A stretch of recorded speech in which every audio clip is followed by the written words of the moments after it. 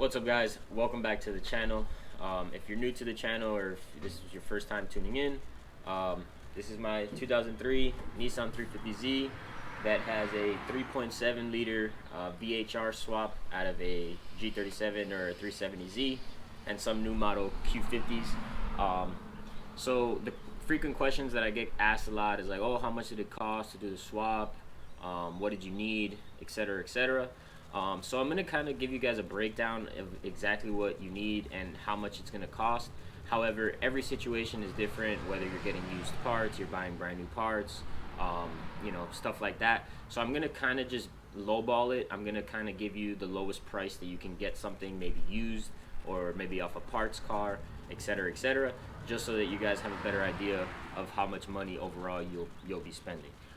My scenario was very different. I had a parts car, so I got the parts car for super cheap, so I stole a lot of parts off of it that made my life easy and made the swap actually really cheap for me. But granted, like, that's one in a lifetime kind of scenario, so I'm just gonna do it based off used parts that you can get for a decent amount of money. So where we'll start with is, I have a list here. So first things first, obviously you're gonna need a motor. I've seen VQ37VHRs go anywhere between $950 to $1,500 depending on the mileage, depending on the condition, warranties, stuff like that. So for the most part, I'm just gonna lowball. I'm gonna put $1,000 that you're gonna need for a motor. Then moving down, obviously, I wouldn't want to put an auto trans, so I'm not even gonna talk about that. But a manual JK 6-speed trans, I've seen them go anywhere between $700 to $1,500. Granted, like I said, mileage, warranties, stuff like that. So let's just go ahead on the low end and put $700. Now, I'm pretty sure you can use your factory motor mounts off of the VHR, if I'm not mistaken, because all I did was I used the same bracket that goes on the VHR engine, the same engine mount bracket, and then I used Z1 Motorsports polyurethane engine mounts, which were on my DE. So if they're working with this, I would assume that the stock motor mounts should work as well. But regardless, I would upgrade them just because it's a cheap upgrade. Z1 motor mounts brand new are about $200. So moving along, for the transmission, when you mount the transmission in the car, you're going to need to use a DE crossmember. So like I said, you're going to need your DE crossmember, which should be free. I mean, if you already have a DE car, it should be, you shouldn't have to go out of your way to get that. But what I did use was the Z1 DE trans mount. Obviously, it's upgraded and it's better. Bolts right up to the JK trans, and it fits perfect, like factory, into the DE crossmember. The Z1 trans is $108, not that bad, but like I said, I think you can use your actual stock factory DE transmission mount. I wouldn't, just because might as well upgrade it, but whatever. Moving along, you're gonna need a 03 to 06 350Z drive shaft. You should, like I said, have that if you're swapping a 350Z with this engine. If you have a G35, I think you might need to reuse your stock G35 one, if I'm not mistaken, or you might need like a custom length one. But I'm not 110% sure because obviously I have a Z.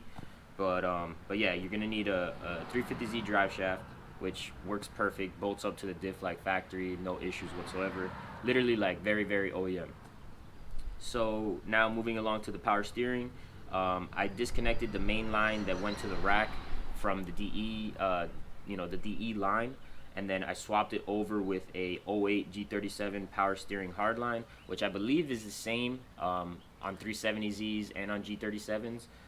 You can get that hardline brand new. I've seen them for like anywhere between $150 to $200.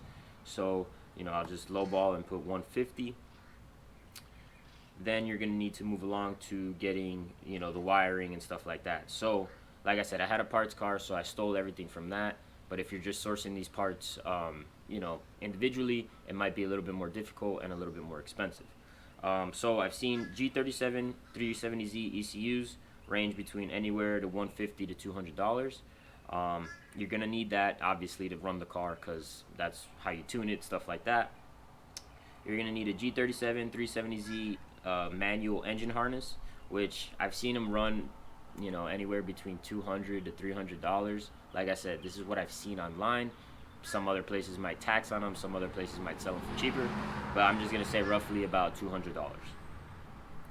Then you're gonna need a G37 370Z VVEL module, which it almost looks like another little ECU that's in the engine bay. You can find them right next to the battery and G37s and 370Zs. That's pretty much what controls the VVEL, your VTEC if you want to call it that. So I've seen those go anywhere between 150 to 250. So, you know, put that into your mind as well. The Obd2 Tachometer, I'm sure you guys have seen it in the video. You know, because with the swap, the only things that don't work are the tachometer and the temp sensor. So obviously I have an AEM aftermarket temp sensor, and then I went with an Obd2 tachometer, which plugs into the Obd2 port on the custom harness. So now moving along, you're also going to need a G37 370Z gas pedal, which from Z1 it's brand new.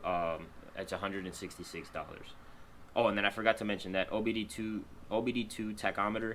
I got it off Amazon. It was $80, so that wasn't too bad. Plugs right into your Obd2 port on the custom harness, and it sees all the RPM, which is great.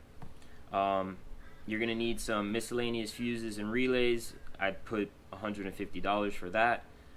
So that's pretty much everything that you're going to need individually. However, now you need the harness to be made. Martin, my tuner, RS Centipede, he has a good package deal that if you send them in the ECU and the harness, it's about $2,000 to go ahead and get that done. What he does is rewires the harness, makes it you know, compatible to be pretty much a standalone harness. Everything runs off, you know, the ECU and the VVEL module. So yeah, that's pretty much the package deal. You get a harness, you get an ECU, and you send it over to him. That's pretty much what you're looking for, ballpark, just to get the custom harness done and everything ready to start putting it into the car. So let me go ahead and add this all up, and I'll give you more or less a rough estimate. Alright guys, so to give you a rough estimate more or less of the total cost, I calculated everything, but I also didn't calculate if you want the Z1 engine mounts or the Z1 transmission mounts. Also, if you have your cross member already and you have a drive shaft, I didn't go ahead and count those. So without those things included, harness, everything else that I've mentioned before, you're looking about $4,700. Like I said, that can be hit or miss a little bit. It could be a little less, could be a little more, depending on the parts that you're sourcing. But more or less, that's what it would cost. That's with the harness getting custom done, engine, transmission, your power steering hardline, the ECU, the manual harness, the VVEL module, the tachometer, getting the custom harness done, the gas pedal, and the relays. You're looking about $4,700 roughly. Like I said, could be a little bit more, could be a little bit less. A lot of you might be like, damn, that's a lot of money, you know, to go ahead and swap this car. Which, yeah, I mean, a lot of people don't have that kind of money sitting around, or you know, don't have the resources to go ahead and do a swap like this. But it is very simple, you know. I would suggest if someone's really dedicated to go ahead and try to do this swap, the best thing would be to do is to get a parts car, so you're able to take everything from it, whether it's crashed or whatever it may be. It's easy because you can then begin to source everything, you know, at a cheaper rate than having to go and buy everything new or buy everything, you know, individually. So that would be my biggest suggestion for anyone who's legitimately trying to do the swap correctly, is definitely get a parts car. But like I said, man, this engine swap, it really changed the game for me. It's slower than what I had before. Yes, it's not 500, almost 500 horsepower supercharged setup, but it's just so much fun. You know, the car surprised me running 11.9s. That extra RPM is great. So it's definitely a swap that I'm seeing a lot of people, you know, gain interest for and make it, you know, a reality. So definitely worth it in my eyes. You know, a lot of people might just, oh, why did you put a V8 in it? Why did you? Bruh, a V8's like double that. So, you know, it's a lot of people will always say, and you know, oh, you should have did this, you should have did that, but whatever. I got this at such a good price that it was worth it for me. it stayed true to a VQ. I was able to reuse a lot of my parts, so it definitely worked out in my favor. But yeah, I wanted to make this little part of this video kind of a cost breakdown for you guys, just so you can go ahead and get an idea of what it's going to take to do this kind of swap. What's up, guys? So yeah, this video is a little all over the place, but as you can see, I'm at Miguel's house. He's prepping the car for a track day that we're going to be going to tomorrow, so you guys can be sure to stay tuned for that video that will be coming up. But I did want to show you guys something that we did purchase. It was a group purchase, but I think it's going to definitely benefit the channel, and it's going to help us be able to go out more and be able to see you know, different tracks, or whether we may be, you know, traveling anywhere. So obviously by those terms you can imagine what I'm talking about. So I'm gonna go over here and show you. Well, as you can see, we finally purchased the trailer. The price on the trailer was so good, so that's why we did it. It's technically not a car trailer, but we've tested it already with multiple cars, so it works great. It's got a winch on it, came with a battery as well. We are going to be doing some modifications to it, like taking these bars off. We might take the wheel things off just to make it easier on our you know, process of loading up the cars and stuff like that. But today we're going to just do a little side project. As you can see, the ramp here is kind of garbage, and eventually we're just going to get rid of it and put some ramps. But for now, what we're going to be doing is pretty much bolting a piece of steel to the frame of it, and then bolting a piece of steel here to the ramp, so that we can keep the ramp at a certain angle and not have it actually like fall back, just to have it where it's locked in place with a pin. And then we're going to nut and bolt it to the actual trailer frame. So yep, that's what we're gonna go ahead and do now. But yeah, this purchase was awesome, man. Definitely something that we needed. Now we're able to, you know, not have to rent U-Haul trailers anymore, which is great, because it does begin to add up, and it, you know, it does get expensive. So yeah, the future is looking bright.